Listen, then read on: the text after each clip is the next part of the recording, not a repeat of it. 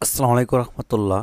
অষ্টম শ্রেণীর প্রিয় শিক্ষার্থীরা কেমন আছো? সবাই আশা করে অনেক ভালো আছো। তো আজকে হচ্ছে তোমাদের বাংলা বিষয়ের ৮০ পৃষ্ঠা থেকে ৮২ পৃষ্ঠায় পর্যন্ত যে ছকগুলো দেওয়া আছে, এই ছকগুলো হচ্ছে আমরা পূরণ করব।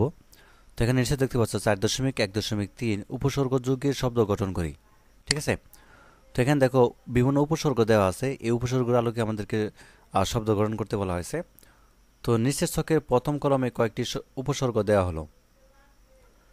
এসব উপসর্গের সঙ্গে যুক্ত হয় এমন শব্দ মাঝের কলমে লেখো। তা আমাদের যেটি বলা হয়েছে যে মাঝের যে কলমটা আছে, অর্থাৎ এইসব উপসর্গের সাথে বা সঙ্গে যুক্ত হয় এমন শব্দ আমাদের কি করতে হবে, মাঝের কলমে লিখতে হবে বা লেখ। এবং তৃতীয় কলমে লেখো উপসর্গ সাধিত শব্দটি। উপসর্গ সাধিত শব্দ আমাদেরকে তৃতীয় কলমে লিখতে বলা হয়েছে। এবং তোমার বানানো শব্দগুলো যেন উপরের উপসর্গ সাধিত শব্দের উদাহরণ থেকে আলাদা হয়।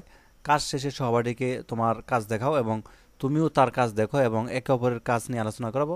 প্রথমটি করে দেখানো হলো। এই প্রথমটি দেওয়া আছে, দেখতে পাচ্ছ? উপসর্গ যেমন অযোগ, মাঝখানে দেওয়া আছে চেনা। উপসর্গ সাধিত শব্দ কি হবে? অচেনা। ঠিক আছে? মানে অযোগ চেনা, অচেনা। আশা করি বিষয়টি বুঝতে পারছো তোমরা। আমাদের মাঝের শব্দে কি বলতে বলা হয়েছে? উপসর্গের কোনটা আসলে যুক্ত হবে সেটা মাঝের কলমে লিখতে বলা হয়েছে। যেমন ওর সাথে কি হবে? অযোগ চেনা, অচেনা। ঠিক আছে? উপসর্গের সাথে শব্দ হলো আমাদের।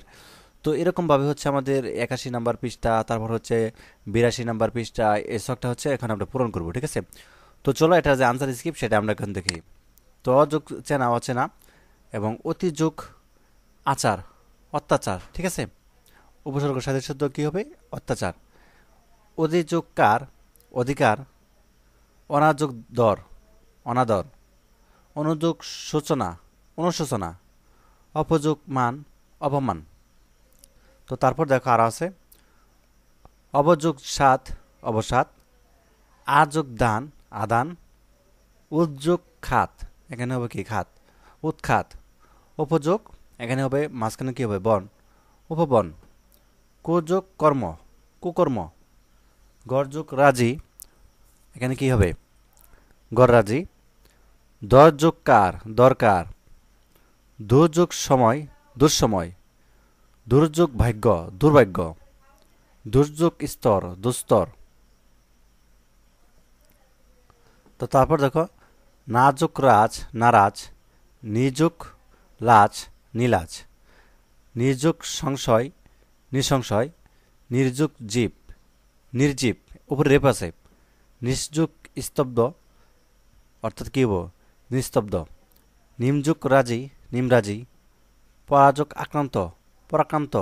পরিযোগ বর্তন, পরিবর্তন। পাতিযোগ লেবু, পাতিলেবু। পযোগ ভাব, প্রভাব। ঠিক আছে? তারপর দেখো প্রতিযোগ ধ্বনি, প্রতিধ্বনি। বদযোগ রাগী, বতরাগী। বিযোগ জ্ঞান, বিজ্ঞান। বেযোগ দখল, বেদখল। বরযোগ দুপুর, বরদুপুর। এবং সযোগ রব, সরব। সমযোগ বাদ, সংবাদ। সুযোগ নীল, সুনীল।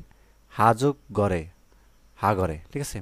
তো মূলত এই ছিল হচ্ছে তোমাদের ছকগুলো হচ্ছে নমুনা উত্তরপত্র। তো এইভাবে হচ্ছে তোমরা ছকগুলো পূরণ করে ফেলবে।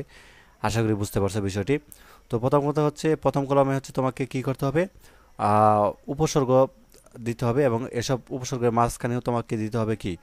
উপসর্গের সঙ্গে কোনটা আসলে যুক্ত হয় এরকম। আর উপসর্গ সাধিত শব্দ সবার শেষে লিখতে হবে। তো এভাবে পূরণ করো। ধন্যবাদ সবাইকে ভিডিওটি দেখার জন্য। আল্লাহ হাফেজ।